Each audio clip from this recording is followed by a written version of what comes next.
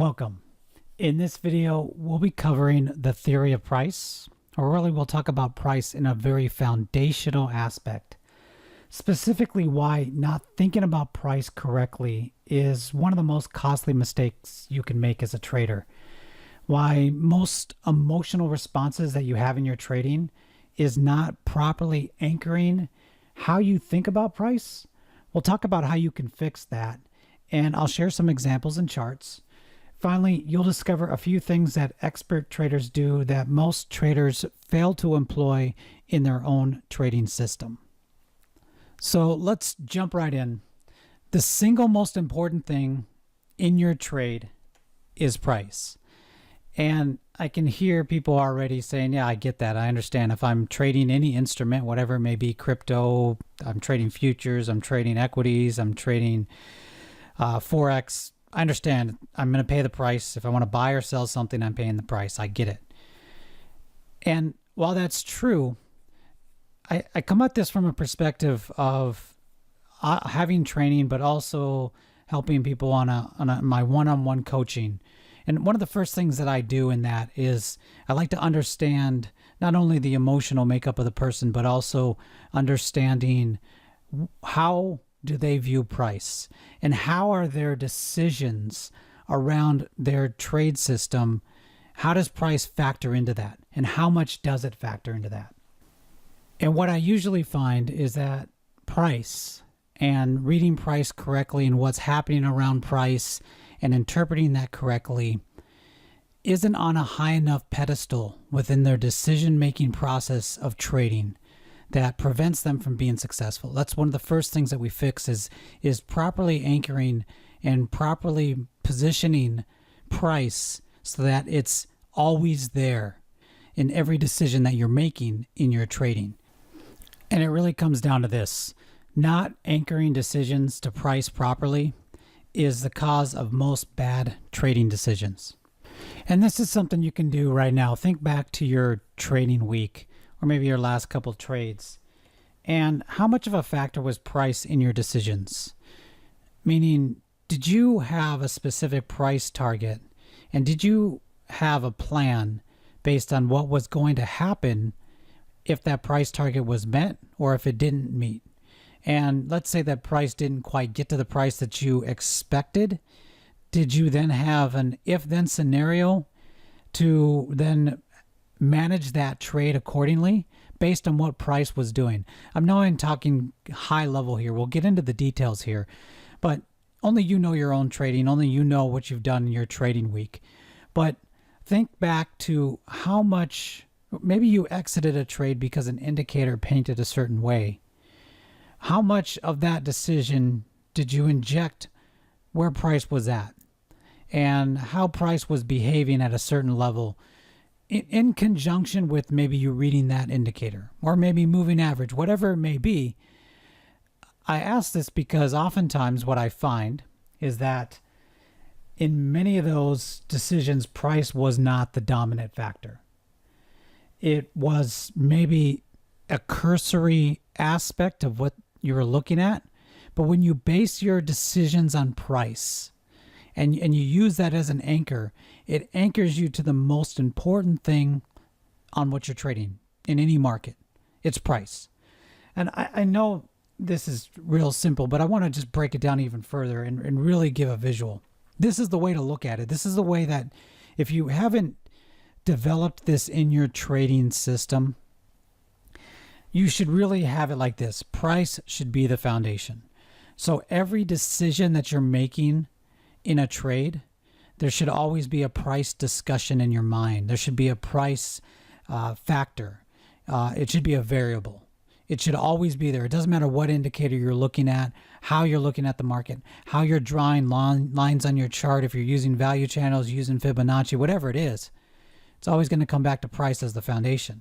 On top of that, you'd have moving averages because moving averages are really an interpretation of price. And then you have support and resistance, which I don't like to think of. I don't like to teach traders to think of support and resistance. A better way to look at it is value price channels, because once again, you're getting to the most important thing. Support and resistance does have price except that it's, and I'll do another video on this sometime. I think it's framed in the wrong way, where the better way to look at it is value price channels. You'll be a much better trader if you think of value price channels, if you think in that mode.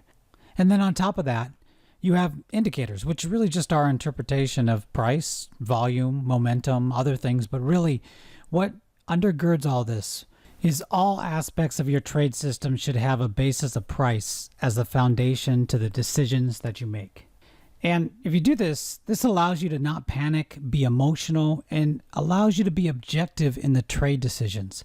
It's freeing. Once you inject this, if you haven't properly done this in your trade system, once you do, and you'll see this in the examples I provide, some past trade examples, some ongoing trade examples here, you'll see how it provides you the ability to be objective in the trade decision that you're making.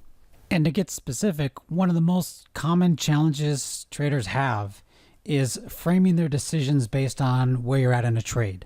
So maybe you entered a trade and you're at a loss.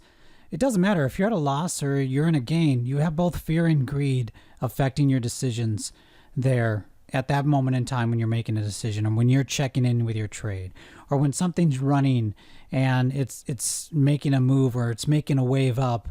You're framing your decisions typically based on or I find most traders frame their decisions based on where they're at in a trade, as opposed to always coming back to price and how it's behaving so that they can be objective.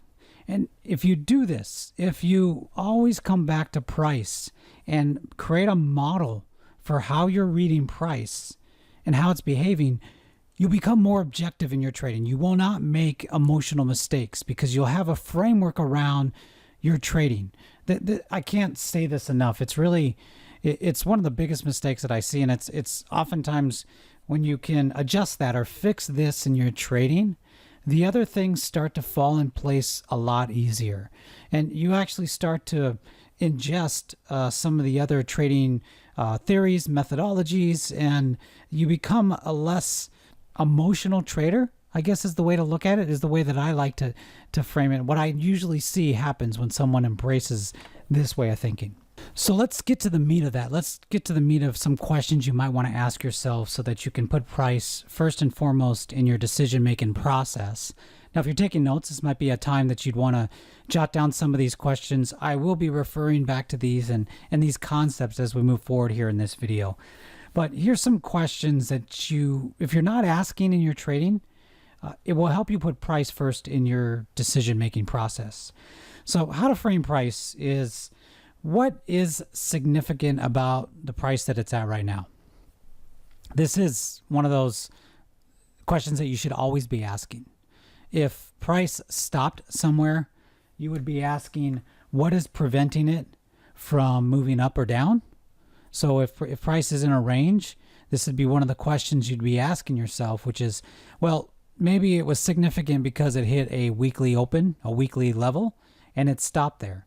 Okay, well, so maybe that's what's preventing it from moving up or down. This is a mechanical way of looking at it. There's other aspects. I'm just giving an example. It's really simplistic, really. But what is preventing price from moving up and down from here? Another way that you want to actually look at price is, why did price stop or stay in this range? Should always be asking yourself, why did price move here? Why did it stop here? Where is it most likely to stop next? Where is it most likely to stay? And I know these questions without examples are sometimes hard to follow, but we'll be going through that here in a second. The one thing to keep in mind before we move on to some more questions, and I've covered this in other videos, but it's an important concept, is that the market moves from equilibrium to equilibrium. And another way to think about this that it's often talked about is it moves from consolidation to consolidation. I don't like that way to describe it because a lot of times to be a successful trader, it's about how you self-talk to yourself and how you frame the conversations that's happening and how you're viewing things. And consolidation to consolidation has a upward connotation to me. So I often don't use consolidation to consolidation because it frames that you should have a long bias in your thinking. And the better way to look at it is from price value channel to price value channel. And this is another one of those topics where I could go on for a half hour, 45 minutes, but basically you should never think that something is overpriced or underpriced. It's really in relation to itself. It's in relation to the price that it's trading at, and whether or not it's in a price channel, and whether or not it's going to go to the next price channel and how that behaves. So there is no, and this is a hard concept to get across to new traders, I guess, is that oftentimes it's best to think that there's not a fair value. There's in Forex, I can say right now, there's no fair value. So Forex is a good example. In crypto, because of the way it's currently built right now, there's no fair value. You could say in equities, there's some aspect of fair value, but there's still, I can give you one example. The difference between Apple and Amazon. Apple, for instance, tons of cash, a money-making machine. Its stock price compared to Amazon's stock price, Amazon hasn't made money, right? So it's just a simple example of the imbalance of the illogical nature of price value, and even the stock price from compared to Apple to what Amazon is. If you just look at the difference there, it doesn't make sense from a value perspective, but from its own price channel, its own trading, and the way it's traded, the imbalances and the channels of price make sense. I know I'm speaking high level, but it's something to just ensure that you, in your trading, you're not thinking that something is underpriced or overpriced. It could be overextended in price, and you would expect a pullback to the mean, but it's not overpriced. Once you start thinking like this, you become a better trader. There's another, like I said, in the beginning, I'd share some ways that traders think, that I see successful traders think that new traders or even non-experienced traders don't think, that helps you make better trade decisions. And that's one of this equilibrium thinking is one of the ways to look at the market. But as we move on to framing price, and we go back, so I wanted to mention the equilibrium because oftentimes in price, what you're looking at is where's price at in relation to current price imbalances. And you'll see that here in a chart in a second, where you can see a price imbalance and you can see where that price imbalance is filled. Another thing is you want to always keep in mind is how long has price been in a price range?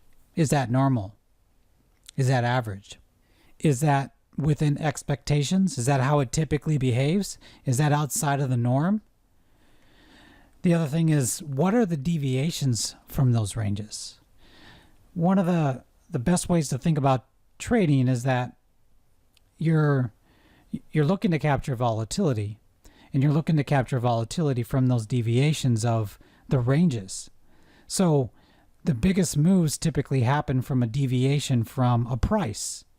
So looking at a chart and being able to either use an indicator or visualize those price deviations, and I'm talking way beyond something like a Bollinger Band, but those price deviations will help you really look at where the opportunity is at the current price level. This is so hard to talk without in front of charts, but these questions really are designed for you to kind of have written down, and then after we kind of go through some examples and you kind of get the concepts, then you'll know how to answer these questions. That's really the way to look at this. As we move on, another way to look at price and how to look at do another interpretation of price is that where is price currently at in relation to where the most liquidity might be sitting. It's an advanced concept, but basically, if you're looking at the market from a market maker perspective, where can I capture the most liquidity? Where is the most liquidity in the market? And some market makers have the ability to see where the orders are. It's just like looking at an order book or a level 2 screen, for instance. Watching a level 2 screen, you will be able to see where the liquidity is at. You'll be able to see someone's buying 45.50, for instance, and they just keep buying the ask. They just keep buying the ask, right? Something like that. That's That's where you'll this is an advanced trader concept, but oftentimes you want to look at price and you want to say, from this price, where's the most liquidity? Where are the highest dispersion of stop losses?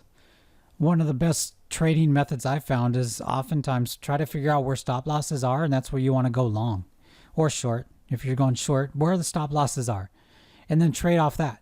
It doesn't always work, but oftentimes if you can look at the market in this way, which is where most people's stop losses on this trade, well, that's where I want to be. Might get picked up on a stop hunt. You might get picked up on a liquidity play. So oftentimes looking at price, remember, I'm talking about price. From the price that you're looking at right now, where is the highest level or dispersion of stop losses? Where are they located at? Once again, we'll go through examples and charts. From this price, what is the probable deviation of price over extension? This is another, I love to short this way, especially in the Forex market. So I like to look at, okay, from the price that it's currently at, where would an overextension be? Where would be a breakout false move? And then I'll short that. So I look at that as a price overextension. And I'm always looking at, okay, current price range that we're at right now, this is an overextension of that price range. That's where I want to short. So I never short from a range. I always short from an overextension.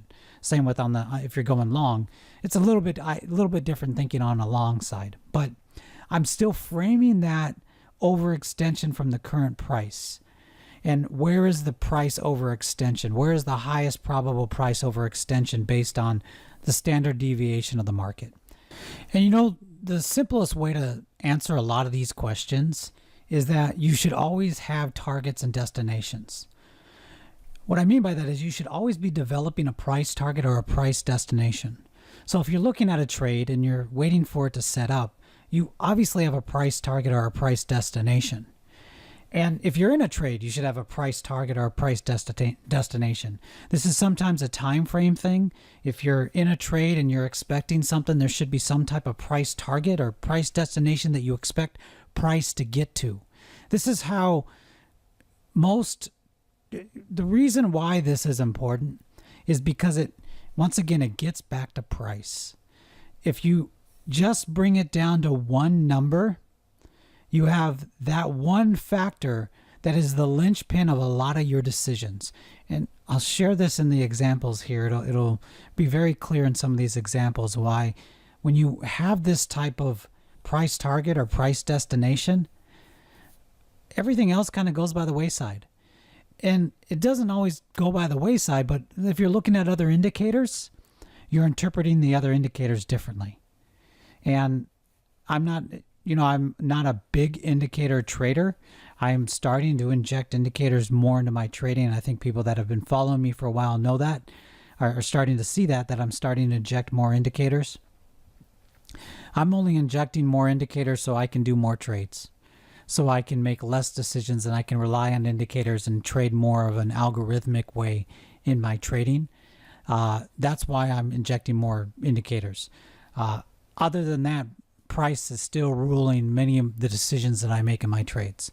And you'll see that with a couple of trades that we'll break down will be completely just price driven. And the best way to do that, the best way to actually develop this type of model is to develop a if this then what type of thinking. And it's simple to answer, which is if price hits here, then what do you expect to happen? If price gets to $50, do you expect it to test 60 and then come back and range between 55 and 60? If price goes below 40, do you expect to see stopping volume over the next 3 days and for it to stop around 33? Find support, try to impulse up, and then fail? You want to create these type of if this then what loops, and you want to be doing it constantly. Some of the best traders, they think consistently in this if this then what. And the biggest benefit of doing this is that there's no question about what you're going to do. A lot of new traders, they are always constantly on the edge of their seat making decisions, and they're not spending enough time in something like this, which is, if this happens, then what do I do? That way, when it does happen or it doesn't happen, you know exactly what you're going to do.